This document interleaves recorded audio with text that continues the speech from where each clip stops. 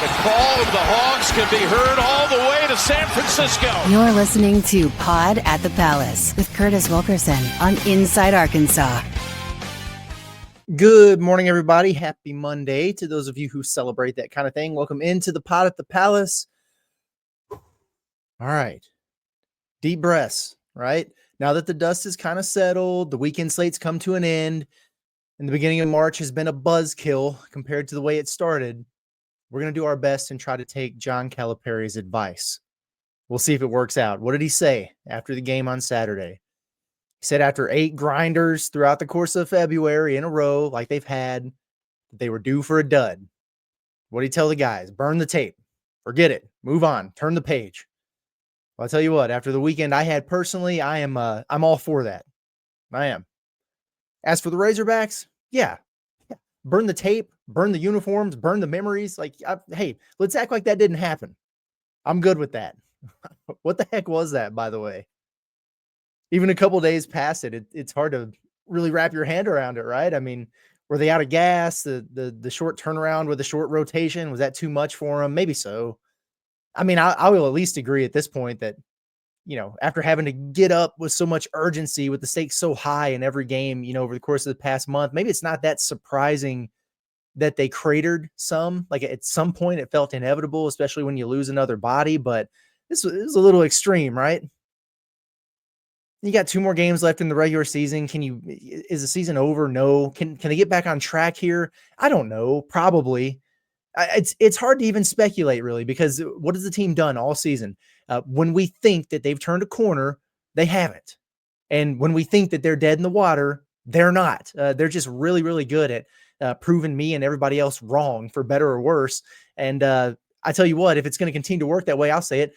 I don't think they're going to figure it out. Now, prove me wrong on Tuesday. You know what I mean? But they definitely fooled us going into that game on Saturday, right? Like they did enough, I think, to earn the benefit of the doubt with most folks out there, and then you do what you did in Columbia. So honestly, yeah, Cal, I'm with you, man. Flushing it, that's all you can do. Whatever that was at South Carolina, whatever reasons there were for it to have happened, can't happen again. And you certainly can't let it linger. You can't let one loss turn into 2. You can't have one game beat you twice, whatever cliche you want to use. But I don't know. What Arkansas did on Saturday was the one and only thing that it simply could not afford to do. I really do believe that. Like Arkansas could have gone into South Carolina and gotten away with a loss. They definitely could have. But to have performed so horribly bad that you kind of flirt with a bunch of your worst records in program history and start trending nationally for it, that's not ideal. Probably would have liked to avoid that one.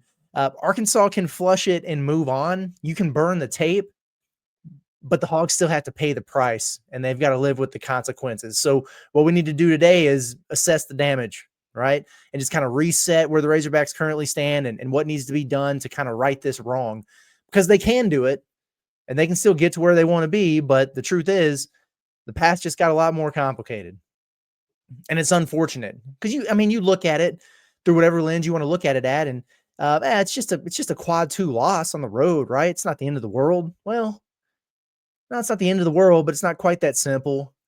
What else have I heard? Texas lost by double digits to South Carolina too, and they didn't get crushed like Arkansas did for it. Why? To an extent, I kind of agree with that, but I also think that I can explain. And so let me try to do that to the best of my ability and take it for what it's worth. But I'm pretty sure this is the reason why Arkansas is getting dinged more than Texas for the South Carolina thing. You know, with the net and some of those other key metrics that we talk about all the time, KenPom, Torvik, places like that, who you play, where you play, that matters. The quadrants matter. The results matter. Sort of covering the analytical projections, like the point spreads, everything, that all matters. It does. But how you play also matters. It factors into the equation. And Arkansas is learning that the hard way right now. What I mean by that is efficiency is such a big part of the equation that we probably don't talk about enough. For those of you who've been listening to the show for a long time, one, thank you. I appreciate you. But for those of you who are new, throughout the course of November and maybe the early portions of December, people were getting tired of hearing me yapping about Arkansas not curb stomping some of those mid-majors, low majors. they were playing at the beginning of the year, and we got it. Like, they didn't have that much depth, and you couldn't keep their foot on the gas, and like whatever. They get a 20-point lead and they let them cut it to 12, winning by double digits, but they weren't blowing people's doors off. And I was trying to say is, that kind of explained at the time why Arkansas was a little bit lower in some of those areas. Some of these things we talk about, your net, your kin palm efficiency, Torvik, all that stuff. When you're 11-2 and ranked in the top 25, and people were like, well, why isn't this adding up? Well, that was why. And that's kind of the situation I see here when I'm comparing Texas and Arkansas in terms of their losses at South Carolina the last 2 Saturdays. So on one hand, I think you can look at this fairly and say Arkansas's loss at South Carolina is not that much different from the one that Texas took last weekend. The same opponent, same arena, close to the same margin. Texas lost by 15, Arkansas by 19. But if you go look at the numbers, though, and how it went down, that's where you kind of find the difference.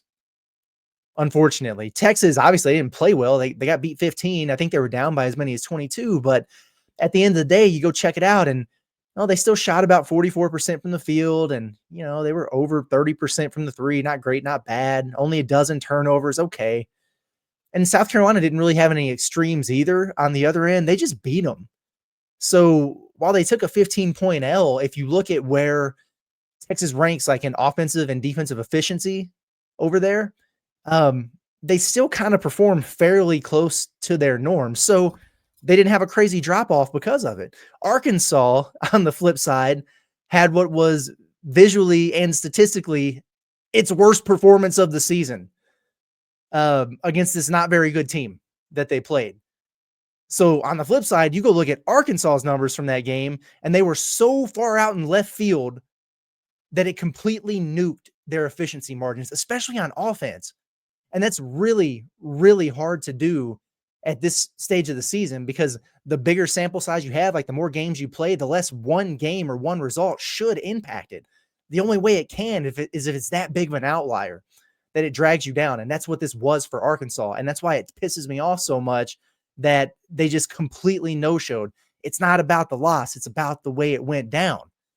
And we felt exactly the opposite at certain times, like, you're irritated that you lost to Bama because you felt like you could have beat them. Same thing with Auburn, but you let it go. Same thing with A&M even, but you let it slip away, but you didn't get dinged for that too much, right? Because you still kind of covered your efficiency. All that stuff was still intact, so you kind of held serve. In some ways, you even helped yourself. This, completely different story. But I think it goes to tell you how bad it really was, this game on Saturday. Some folks on Twitter felt like I was being too harsh or maybe misleading or something. No, it's like it's not my personal opinion. Although my personal opinion is that it was obviously a really bad performance, but it's reality. It's numbers, it's facts, baby. On top of the humiliation, your offensive efficiency at KenPom dropped nearly 15 spots nationally from one performance. One. That's the difference in Arkansas versus Texas in this similar situation. So big picture here as we move forward, like, what's the damage? What does it mean? Well, it sucks. It could be worse. I think that's kind of where I'm at with it. I said after the game, I didn't think that this would push Arkansas all the way out of the field necessarily or anything like that, because they'd done good for themselves. They built themselves a little bit of cushion. They were in a great spot. But my concern was that based on the early returns that we were seeing, that it would negate the work that they had done recently to get to that point. And it was going to kind of reset the goalposts further out for them. And it turns out that's exactly what happened here. So let me pull up these metrics. That way you guys can see them. And you tell me about the damage that was done here. Boom.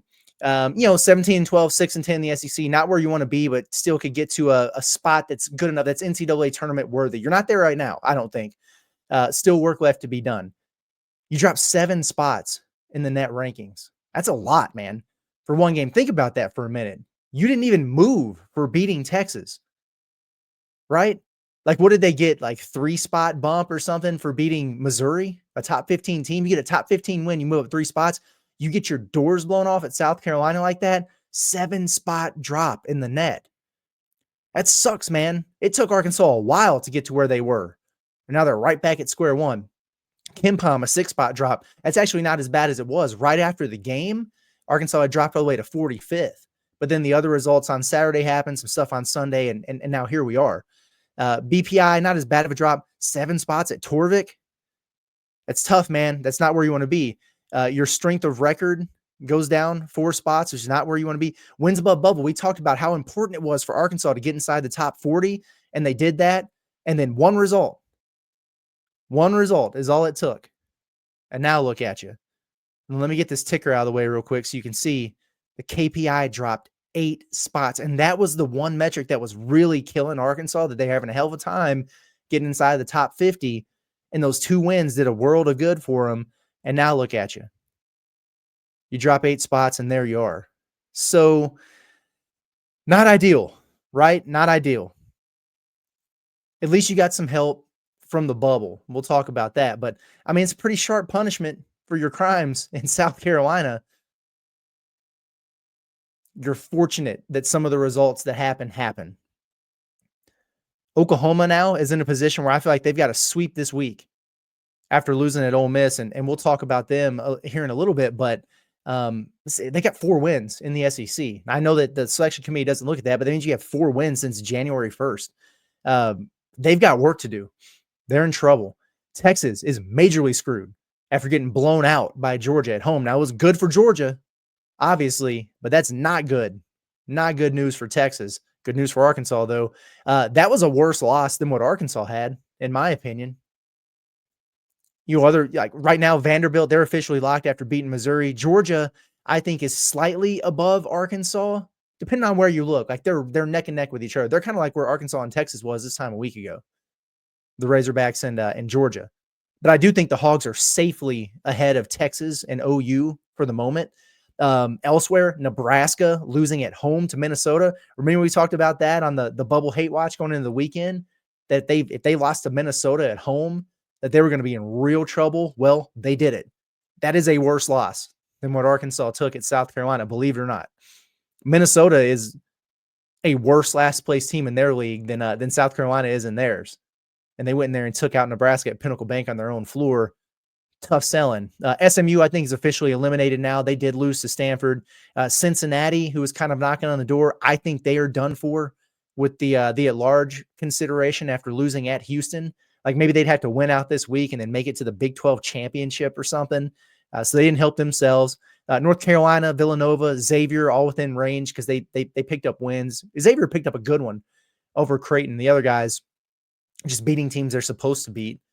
Didn't do anything to help themselves, but didn't hurt themselves either. Eyes on Boise State, Indiana, Ohio State, all teams that are just right there alongside you right now. And you've got Nebraska and I think Ohio State. I think that's who it is, maybe Tuesday. And then you've got Indiana and Oregon. That's going to be a big one to watch. We'll get into the bubble hate watch stuff tomorrow. But some decent results, honestly, for Arkansas given the circumstance. Fair enough. But now what for the Hogs? Like, what does this mean? Because a win on Saturday, I really do believe with the way that things were trending, it would have had Arkansas dangerously close to a lock. Like they might have been in there. Very close. Maybe they'd need to steal one more this week or get one in Nashville to secure themselves. But boy, they would have been in a great spot. Now, as we see these updates, and we'll pull one up in a minute, you might still be in, air quotes, in for the most part, but you're not safe anymore. You don't have that breathing room anymore. I think what this has done is added a win to what Arkansas needs to get done. So you went from, had you beat the last place team in your league, to maybe not having to do any more work, to you probably need to win 2 of your next 3 here to get to where you want to be.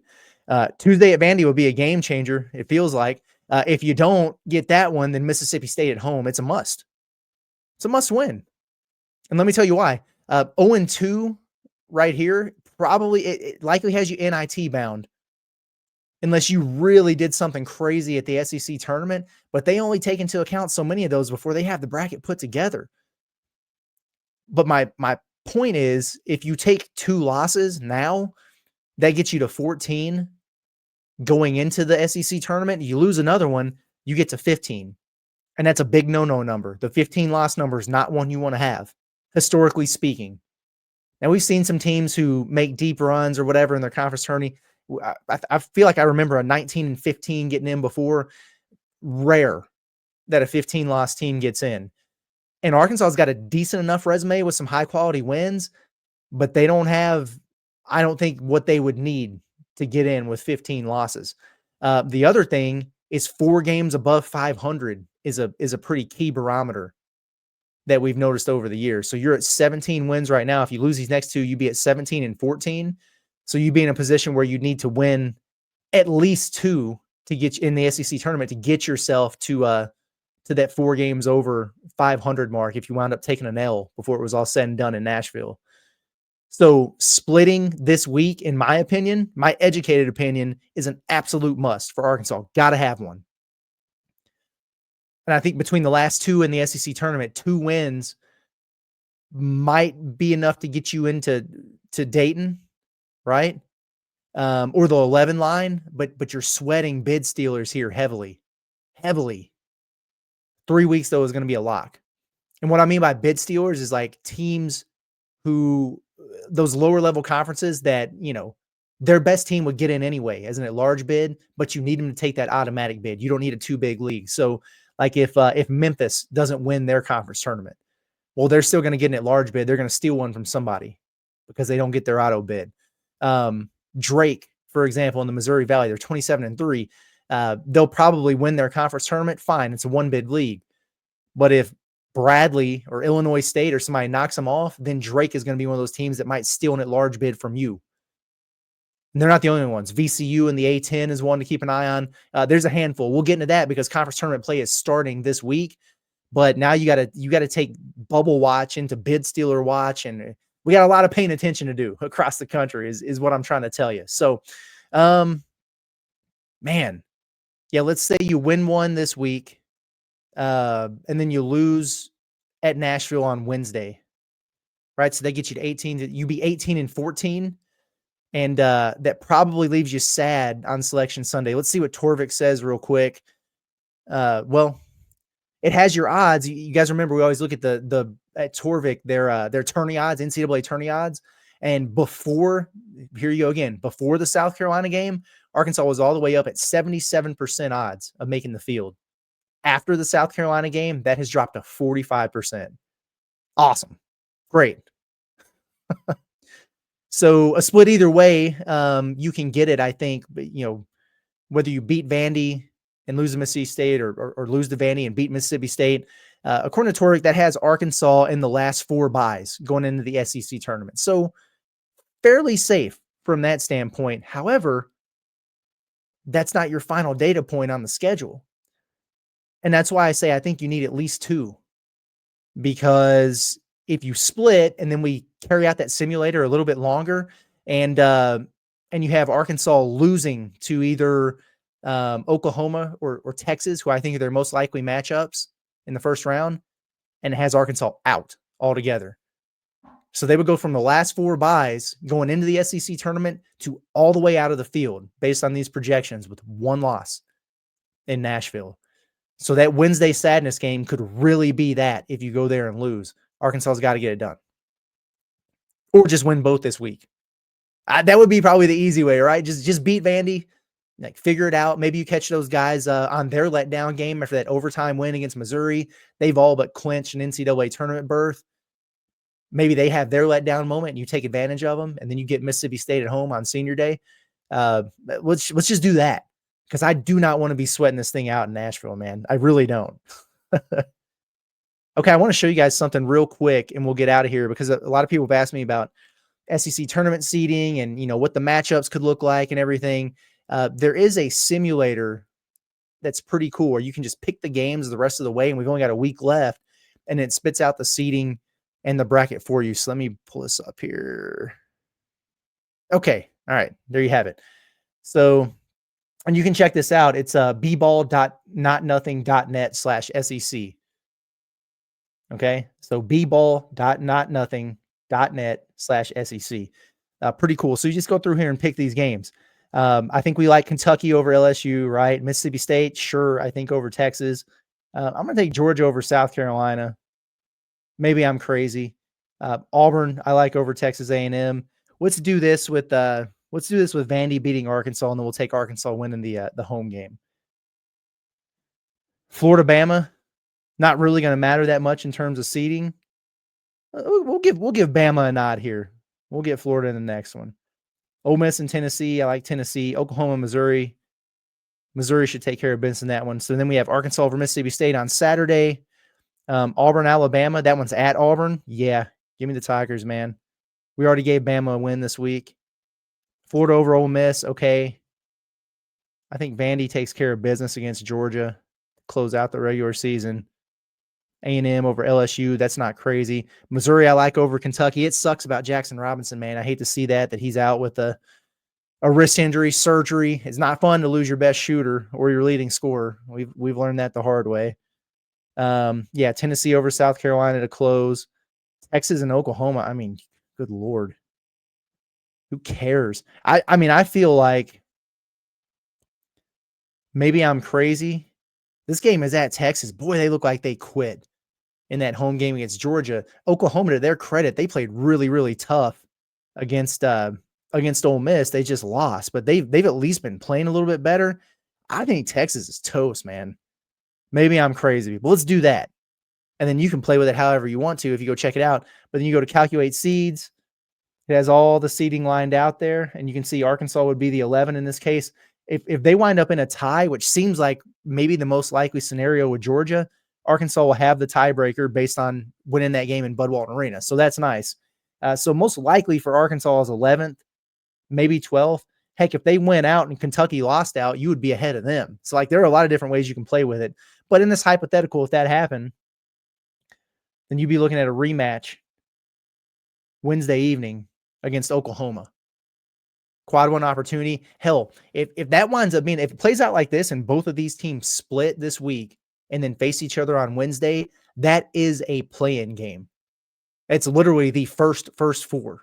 Arkansas wins, they're in. They lose, probably not, and Oklahoma's probably in there instead of them. It'd be wild. I'll tell you what I like about the way that looks is getting a little Arkansas and Vandy action in the second round. That could be fun. There you have it. I don't know. It's fun to play around with. I messed with a bunch of different scenarios just to kind of see, what it might look like. And for the most part, every time I did it, Arkansas, whether they were the 11 or the 12, they either drew Oklahoma or they drew Texas.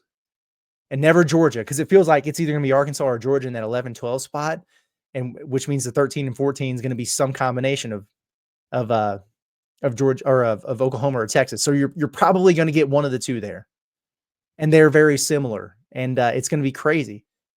Who would have ever thought that Wednesday sadness would mean something? And my God, it's about to mean a lot for several teams. It's going to be crazy. That's going to be the most important day of the entire tournament. If you really think about it, I mean, that's wild. And then the difference between the 11 and 12 seed, if you get the 12 seed, you play at 2:30 on Wednesday. We don't want that. Nope. We don't want any type of remotely early game for this Arkansas team. We want them to play late at night, 8:30. Give us the nightcap on that Wednesday night. In fact, that's what we need to do. I'm going to put out a poll, but I want people to respond in the comments. We are in a dilemma with our watch parties for these games. Is it because Arkansas just sucks when they play these early games, which just seem to coincide with when we do these watch parties on the road? Or are we jinxing it? Is it a pot at the palace jinx when we do this? Because I love it. I like hanging out with you guys. Love getting in the comments. Love watching the game together and reacting live with everybody, riding that roller coaster that is Razorback basketball. But by God, if it's going to help Arkansas win, we won't do it.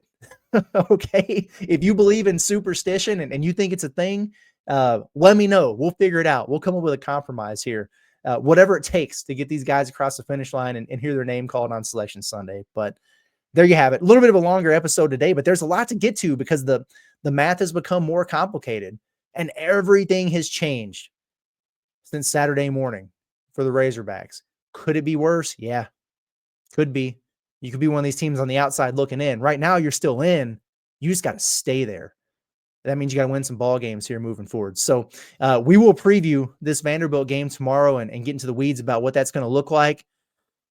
Arkansas hasn't had much time to recover from a rest standpoint, but they've had more than Vanderbilt. Vanderbilt played later in the day on Saturday. They played a better team in a dogfight, an emotional game that went to overtime. So a lot of those things line up for them to maybe be the team that has a little bit of a letdown, but we got to hope Arkansas gets their legs back underneath them. My goodness. But we'll talk about all that tomorrow. Appreciate you guys for tuning in as always and rocking with us. It's been Curtis Wilkerson with Inside Arkansas. The Pod at the Palace. You'll have a good day. We'll see you in the morning.